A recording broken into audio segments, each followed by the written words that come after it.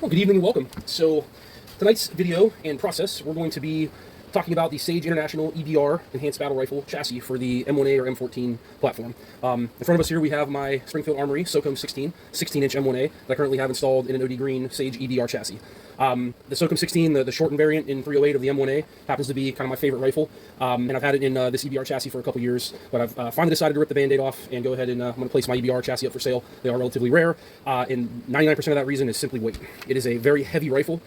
When I had it kitted out with an LPVO, with a bipod and a vertical grip, this chassis, even without a cantilever mount and just using rings on this rear clip guide rail and on the back end of the top handguard, she was coming in at about 15 pounds unloaded, and that's just a chunky rifle. I'm fortunate enough to have a Knight's Armament SR25 16-inch, also in 308, with a better, more modern Night 4 scope. And for the amount of shooting that I do and the two systems that I have, I don't need two heavy 308 rifles that kind of have that same purpose.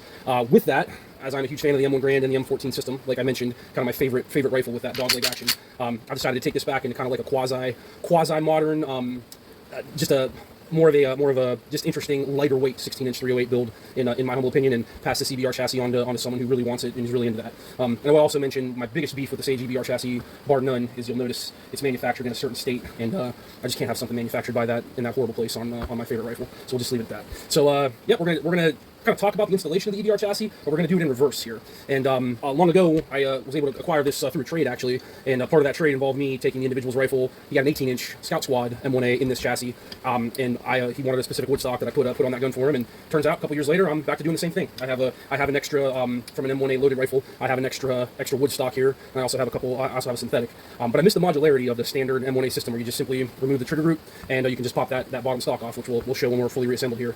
But I'm going to go back to that same thing. In that process, I donated to his rifle the front band and the I think it's the action guide, or the action the nomenclature is escaping me here, but these two parts here. So the only parts I really needed to acquire from Fulton Armory were these were this front band retainer and the this man, the nomenclature's killing me, but it goes onto the barrel. Those two parts are proprietary for the EBR chassis, so I'll be removing those so that I can list those parts for sale with this chassis system. I will be keeping this clip guide rail by Sage for my new sit-up using an aimpoint T2. So I used to have a Night Force NX8 1-8 LPVO on here.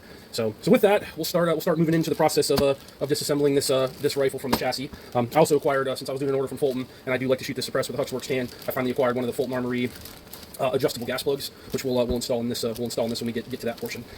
So this thing is held together by a lot of Allen key heads. So first things first, we're going to start taking these Allen keys off the top handguard. I have the PDF on my phone of the installation guide. So if need be, we're going to take we'll reference that guide for how to get some of these parts off. So we'll start off with removal of the handguard. I got my trusty Wheeler Engineering Allen key and Torx key bits. So we'll leave most of this. It's 5/32. Yes. This little rail here. It's actually an aftermarket accessory for the, and at least a couple buckets here to maintain all these screws, the parts in the front. What about a metal stand?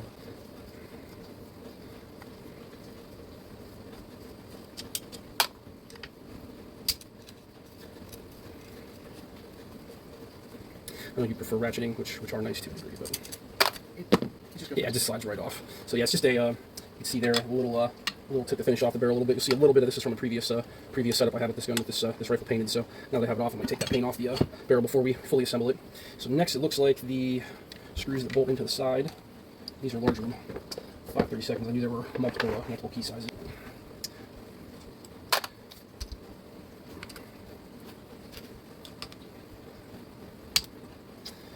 So I don't really think there's any real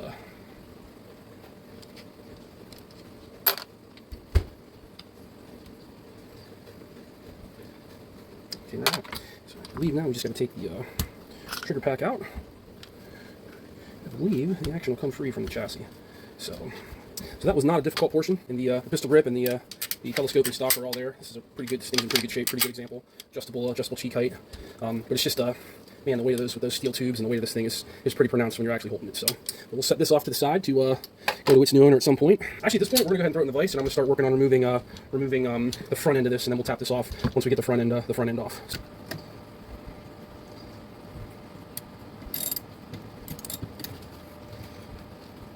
There we go. All right. Too easy on that.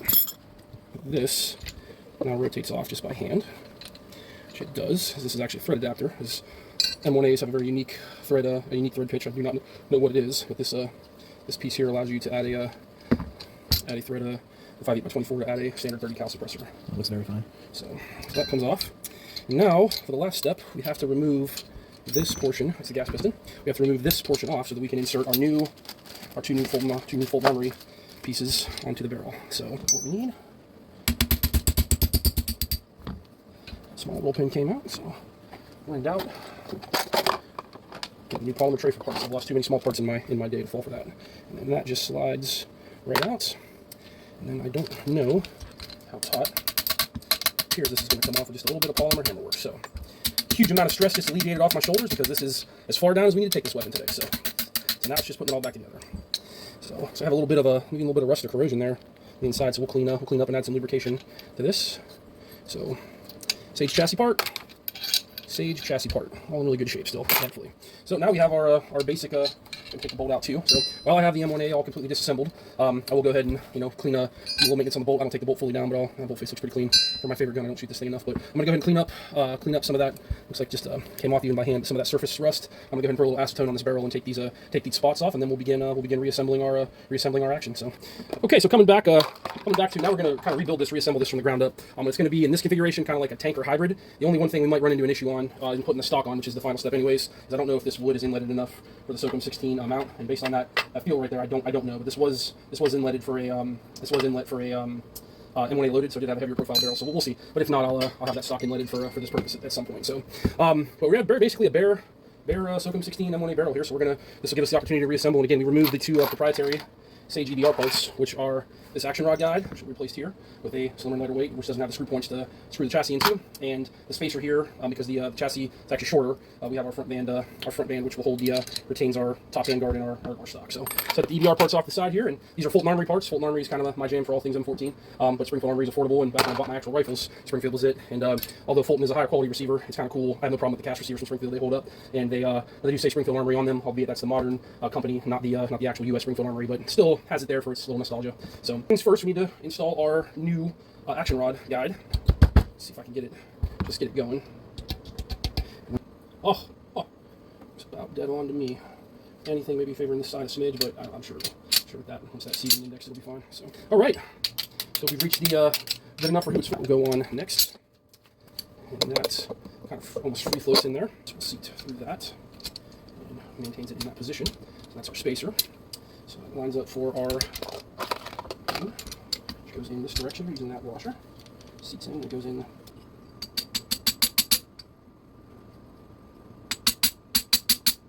Started. So that tension off for you so you can. All right, yeah. So this is easiest if you live by Chernobyl. Use your fourth hand, and this is a thread by hand because you have to index it. Put a rod in there? Nope, that's what indexes it. Yep, I did put my gas piston in. So that's too far over, so it comes back one loose. And this indexes, it seats us. Tighten that to hand a little more. Then put an actual torque wrench on it, which I'm fine with. And then I don't use thread locker for the Huxworks adapters because the can's left hand thread on, and then every shot they tighten themselves. So probably plenty tight enough for this for. Last thing, we'll seat our mainspring or recoil spring in. We'll test this action under pressure. Under pressure? I thought that was clean. Yeah. Oh, lead singer go. All right, we're seated. Seems to function check just fine. Not getting any problem with the op rod. And yeah, so that's the completed reassembly of the SOCOM 16. Now for a moment of truth on this stock. See if it indexes with this rail on it, and it does. Very, very good news. Absolutely not. I want this to be fast and loose, baby, just like me in high school. So, now that is what an M14 variant, in my humble opinion, was designed to look like. So, I did bring out my other M1A example. This is also a Springfield Armory receiver. However, this is an actual surplus. It was an unfired surplus USGI barrel that I had Fulton Armory installed in headspace with a USGI bayonet lugged flash hider and an aim point 5000 red dot optic, the older generation. Since this has the old school 5000, the full length barrel, this is in a fiberglass stock. Somewhat painted up. I'm going to repaint it. Somewhat painted up like a black talk down version with a Turner saddlery sling. It's got the match trigger because this was an M1A loaded. It's got the Fulton Armory reproduction out of the Brookfield. So it's even got the fake full auto selector inletted into the stock. So you know what's nice about having this now. If I want this, I want a, you know, the old school infantry rifle feel. So first of all, I brought out the magazine in, but magazine clear, action clear and inspected. But to change either of these, you simply, I'll take one at a time. Trigger pack comes out. The action comes, and they're almost modular. So if I wanted to throw the fiberglass, this is a USGI fiberglass with some Kevlar reinforced in its inlet for the full auto, and it's got the Fulton Armory fake selector in there. Just for aesthetics and guys, rights that we should have that we don't. So for this, appropriate way to use your disassembly tool is exactly that. Trigger pack comes out. If I want to put the nice old school wood stock on the shoe guard, I can do that. Not that I couldn't before because this was the stock that came with that rifle. Again, the painted handguard, a little different vibe. I can slap that on. As you can see, to disassembly, the modularity of the stocks are very cool. And just as quick as that, quite simply throw the SOCOM in here with its trigger pack, but not quite as fast as changing AR-15 collapsibles, but you can change out your whole stock system, but all the important bits are all, this is, I gotta get that receiver index on that. It's not fitting well on this stock because of the that fake button. It pushes itself pretty far over the stock. But get seated, get our trigger grip seated, seats the rest of the way.